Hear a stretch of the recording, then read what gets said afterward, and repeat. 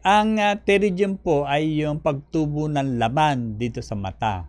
And it is usually associated with yung dryness ng mata. Ang ginagawa ng laman na po dyan is to protect your eye. Pag natuyuan na, then tutubo na po yan.